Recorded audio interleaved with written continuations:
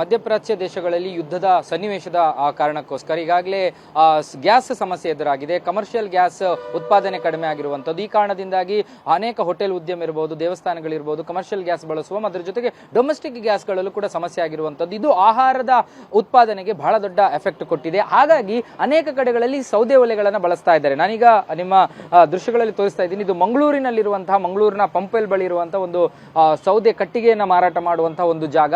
ಯಾಕಂದ್ರೆ ಇಂತಹ ದಿನಗಳಂದ್ರೆ ಸಾಕಷ್ಟು ವರ್ಷಗಳ ಹಿಂದೆ, ಯಾಕಂದ್ರೆ ಈ ಗ್ಯಾಸ್ ವ್ಯವಸ್ಥೆಗಳು ಬರುವ ಮೊದಲು ಎಲ್ಲರ ಆಹಾರ ತಯಾರಿಕೆಯ ಬಹಳ ಮೂಲವಾಗಿದ್ದಂಥದ್ದು ಬೆಂಕಿಯನ್ನ ಹಾಕ್ಲಿಕ್ಕೋಸ್ಕರ ಅವರು ಬಳಕೆ ಮಾಡ್ತಾ ಇದ್ದಂಥದ್ದು, ಬಹುತೇಕ ಜನಸಮುದಾಯದ ಬಳಕೆಯ ವಸ್ತುವಾಗಿದ್ದಂಥದ್ದು ಈ ರೀತಿಯ ಕಟ್ಟಿಗೆಗಳು.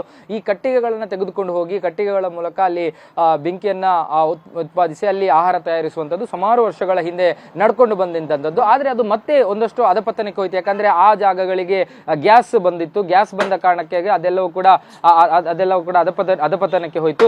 ಈ ಎಲ್ಲ ಕಾರಣದಿಂದಾಗಿ ಒಂದಷ್ಟು ಸಮಸ್ಯೆಗಳಾಗಿತ್ತು. ಈಗ ಅದು ಮತ್ತೆ ಒಂದು ರೀತಿಯಾಗಿ ಅದರ ಒಂದು ಇದು ಪರಿಣಾಮ ತಟ್ಟಿರುವಂತದ್ದು. ಇಲ್ಲಿ ನೋಡಬಹುದು ನೀವು, ಇಲ್ಲಿ ಒಂದು ರೇಟ್ ಲಿಸ್ಟ್ ಅನ್ನು ಕೂಡ ಹಾಕಿದ್ದಾರೆ. ಅಂದ್ರೆ ಸೋಂಟೆ ಅಂದ್ರೆ ಈ ಒಂದು ರೌಂಡ್ ಮಾದರಿಯಲ್ಲಿ ಇರುವಂತದ್ದು. ಇದಕ್ಕೆ 5 kg 45, ಅಂದ್ರೆ 100 kg ಅಂದ್ರೆ 1 ಕ್ವಿಂಟಲ್ ಸುಮಾರು 900 ರೂಪಾಯಿವರೆಗೂ ಕೂಡ ಬರುತ್ತೆ. ಅದ್ರ ಜೊತೆಗೆ ಒಡೆದ ಕಟ್ಟಿಗೆಗಳನ್ನು, ಅಂದ್ರೆ ಹೋಟೆಲ್ಗಳಲ್ಲಿ ಅಥವಾ ದೇವಸ್ಥಾನಗಳಲ್ಲಿ ಇರಬಹುದು, ಒಂದು ಸಣ್ಣ ಇದರಲ್ಲಿ ಅಡಿಗೆ ಮಾಡ್ಲಿಕ್ಕೆ ಇರಬಹುದು ಅಥವಾ ಬೇರೆ ದೊಡ್ಡ ಮಟ್ಟದಲ್ಲಿ ಅಡಿಗೆ ಮಾಡ್ಲಿಕ್ಕೆ ಸಹಜವಾಗಿ ಒಡೆದ ಕಟ್ಟಿಗೆಗಳನ್ನು ತೆಗೆದುಕೊಂಡು ಹೋಗ್ತಾರೆ.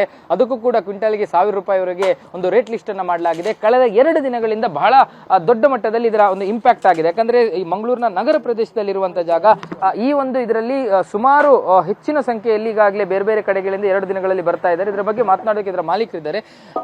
ಎಷ್ಟು ಈ ಹಿಂದೆ ಎಷ್ಟು ಜನ ಬರ್ತಾ ಇದ್ರು, ಈಗ ಯಾವ ರೀತಿಯ ವಹಿವಾಟು ಇಲ್ಲಿ ಸಾಕ್ತಾ ಇದೆ? ಹಿಂದೆ ಬಹಳ ಕಮ್ಮಿ, ಮುಂಚೆಗಿಂತ ಕಾಲು ವಾಸಿ ಇಲ್ಲ ವ್ಯಾಪಾರ.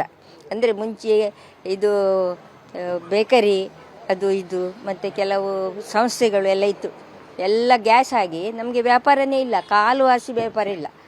ಇವಾಗ ಸ್ವಲ್ಪ ಸ್ವಲ್ಪ ಕ್ಯಾಟ್ರಿಂಗ್ನವರು ಸ್ವಲ್ಪ ಕೊಡ್ತಾರೆ, ಮತ್ತು ಸ್ವಲ್ಪ ಹಂಚಿನ ಮನೆಯವರು ಪಾಪದವರು ಸ್ವಲ್ಪ 10 kg 20 kg 50 kg ಹೀಗೆ ಕೊಂಡೋಗ್ತಾರೆ.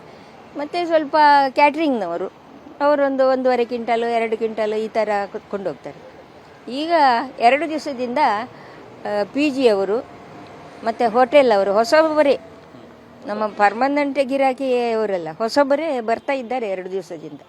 ಹೌದು. ಈಗ ನಿಮ್ಮ ಇದರಲ್ಲಿ ರೇಟ್ ಅಲ್ಲಿ ಏನಾದರೂ ವೇರಿಯೇಷನ್ ಆಗಿದೆ? ಅಂದ್ರೆ ಈ ಹಿಂದೆ ರೇಟ್ ಇದ್ದ ರೇಟ್ ಆಗಿರ್ಬೋದು, ಈಗ ಎಷ್ಟಕ್ಕೆ ಕೊಡ್ತಾ ಇದ್ದೀರಿ? ಅದೇ ರೇಟಲ್ಲಿ ಕೊಡ್ತೇನೆ. 900 ಮತ್ತು 1000 ಅದರಲ್ಲೇ ಕೊಡ್ತೀನಿ. ಮತ್ತು ನನ್ನದು ಕೆಲವು ಹೋಟೆಲ್ನವರು ಕ್ಯಾಟ್ರಿಂಗ್ನವರು ಪರ್ಮನೆಂಟ್ ಇದ್ದವರಿಗೆ ಕ್ವಿಂಟಾಲಿಗೆ ಒಂದು 50 ರೂಪಾಯಿ ಕಮ್ಮಿಯಲ್ಲಿ ಕೊಡ್ತಾ ಇದ್ದೀನಿ. ಈಗ ನಿಮಗೆ ಇಲ್ಲಿ ಬರ್ತಾ ಇದೆ ಅಂದ್ರೆ ಬೇರೆ ಈಗ ಹೆಚ್ಚು ಹೋಗುವಾಗ ಸಹಜವಾಗಿ ಇಲ್ಲೂ ಕೂಡ ಎಷ್ಟು ಪ್ರೊಡಕ್ಷನ್ ಇರಬೇಕು, ನಿಮ್ಮ ಹತ್ರ ಕೂಡ ಒಂದು ಉತ್ಪಾದನೆ ಇರಬೇಕು. ಬರ್ತಾ ಇದೆ, ಅದಕ್ಕೆ ನೋಡಬೇಕು. ಇಷ್ಟುವರೆಗೆ ಬರ್ತಿತ್ತು. ಮಳೆಗಾಲದಲ್ಲಿ ನಮಗೆ ವ್ಯಾಪಾರನೇ ಇಲ್ಲ. ಯಾಕಂದರೆ ಎಲ್ಲ ಮೀನಿನ ಫ್ಯಾಕ್ಟ್ರಿಗೆ ಹೋಗುದು. ನಾವು ಒಂದು 5-6 ತಿಂಗಳು ಖಾಲಿ ನಿಲ್ಲಬೇಕು, ಸೀದಾ ಹೋಗುದೇ. ನಮಗೆ ಕಟ್ಟಿಗೆನೇ ಆಗ್ತಿರ್ಲಿಲ್ಲ. ಅಂದರೆ ರೇಟ್ ಜಾಸ್ತಿ ಮಾಡ್ತಾರೆ, ಎಲ್ಲ ರೇಟ್ ಜಾಸ್ತಿ ಮಾಡಿ ಈ ಥರ ಆಗೋದು. ಹಾಗೆ ಆಮೇಲೆ ಅಲ್ಲಿ ಮೀನು ಕಮ್ಮಿ ಆದಮೇಲೆ ಸ್ವಲ್ಪ ಬರಲಿಕ್ಕೆ ಶುರುವಾಯಿತು. ಈಗ ಸ್ವಲ್ಪ ಕೇಳ್ತಾರೆ ಬೇಕಂತ. ಈಗ ನೋಡಬೇಕು ಇನ್ನು ಎಂತ ಹಾಕ್ತಾರೆ, ಏನು ಮಾಡ್ತಾರೆ. ಇನ್ನು ಡೀಸೆಲ್ ಪ್ರಾಬ್ಲಮ್ಮು, ಡೀಸೆಲ್ ಸಿಗದಿದ್ರೆ ಅವ್ರದ್ದು ಸಹ ಪ್ರಾಬ್ಲಮ್ ಅಲ್ಲ. 2 ದಿನದಲ್ಲಿ ಬರುವಂತ ಕಸ್ಟಮರ್ ಯಾರೆಲ್ಲ ಅಮ್ಮ? ಮತ್ತೆ ಹೊಸದಾಗಿ ಬರ್ತಾ ಇದ್ದಾರೆ ಯಾರೆಲ್ಲ? ಹೊಸಬರು PG ಅವರು ಮತ್ತು ಹೋಟೆಲ್ನವರು ಮತ್ತು PG ಅವರು ಬರ್ತಾ ಇದ್ದಾರೆ. ಮಂಗಳೂರು ನಗರದ ಹೋಟೆಲ್ಗಳೇ ಹೆಚ್ಚಾಗಿ ಬರ್ತಾ ಇದ್ದಾರೆ. ಮಂಗಳೂರಿನವ್ರೆ, ಇಲ್ಲಿ ಬನ್ಸ್ ಹೋಟೆಲ್ ಮತ್ತು ಇಲ್ಲಿ ಬಲ್ಮಠ, ಇಲ್ಲಿ ಅವರೇ ಎಲ್ಲ ಬರ್ತಾರೆ. ತುಂಬಾ ಐಟಮ್, ತುಂಬಾ ಕಟ್ಟಿಗೆ ಕೊಂಡೋದ್ರೆ ಎಷ್ಟು? ತುಂಬ ಅಂದರೆ ಒಂದು ಟೆಂಪೋ 5 ಕ್ವಿಂಟಲ್ ಒಂದು ಟೆಂಪೋದಲ್ಲಿ, ಚಿಕ್ಕ ಟೆಂಪೋದಲ್ಲಿ 5 ಕ್ವಿಂಟಲ್ ಹಿಡಿತದೆ. 5 ಅಷ್ಟು ಕೊಂಡೋಗ್ತಾರೆ.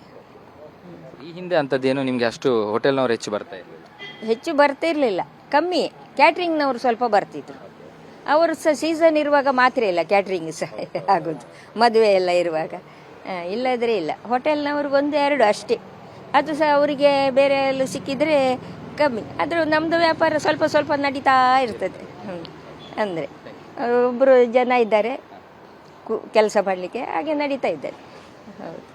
ಇದಿಷ್ಟು ಇಲ್ಲಿನ ಮಾಲೀಕರ ಮಾತು. ಒಟ್ಟಾರೆಯಾಗಿ ಏನಂದ್ರೆ ಮತ್ತೆ ಈ ರೀತಿಯಾದಂತಹ ಸೌದೆ ಉದ್ಯಮ ಏನಿದೆ ಅದಕ್ಕೆ ಒಂದು ರೀತಿಯಾದ ಬೆಳಕು ಕಂಡಿರುವಂತದ್ದು. ಯಾಕಂದ್ರೆ ಈ ಹಿಂದೆ ಅನೇಕ ವರ್ಷಗಳ ಹಿಂದೆ ಅದನ್ನ ಬಳಕೆ ಮಾಡ್ತಾ ಇದ್ರು, ಆದ್ರೆ ಗ್ಯಾಸ್ ಬಂದ ನಂತರ ಅದರ ಬಳಕೆ ಕಡಿಮೆ ಆಗಿತ್ತು. ಆ ಕಾರಣಕ್ಕಾಗಿ ಈಗ ಮತ್ತೆ ಅದಕ್ಕೆ ಒಂದು ರೀತಿಯಾದಂತಹ ಡಿಮ್ಯಾಂಡ್ ಹೆಚ್ಚಾಗಿದೆ.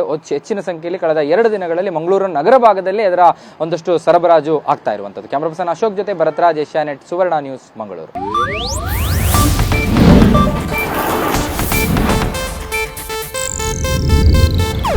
ಇದು ಏಷ್ಯಾನೆಟ್ ನ್ಯೂಸ್ ನೆಟ್ವರ್ಕ್ ಪ್ರಸ್ತುತಿ.